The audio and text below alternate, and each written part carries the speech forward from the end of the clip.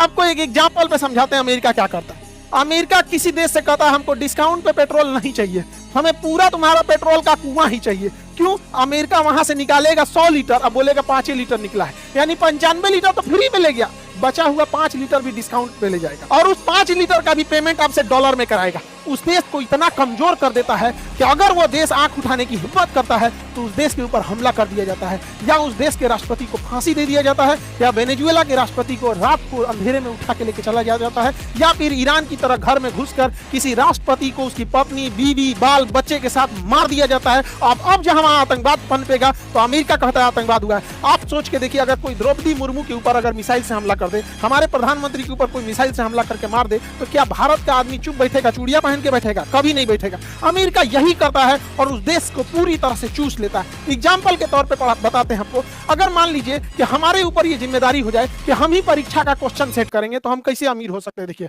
अगर हम ये कह दे कि परीक्षा का क्वेश्चन हम सेट करेंगे और कॉपी भी हम ही जांच करेंगे, मतलब आपका क्वेश्चन भी हम ही बनाएंगे और जांच भी हम ही करेंगे, अब देखिए क्या होगा। अगर जांच हम करेंगे तो हम जिसको चाहे उसको फेल कर देंगे, जिसको चाहे उसको फेल कर देंगे। नियम कहेंगे वही पास होगा जो मेरे कोचिंग में पढ़ेगा, क्योंकि क्वेश्चन सेट करने का अधिकार मेरा हो गया है और कॉपी जांच करने वाला मेरा ही हो गया है। अब हम जिसको चाहे उसको फेल कर देंगे। अब लोग डर के मारे कहेंगे कि भैया पास होना है तो इनके कोचिंग में जाओ। अब हम अपनी कोचिंग का फीस रख देंगे 2 लाख रुपया, आओ 10 करोड़ लोग पढ़ने आएगा।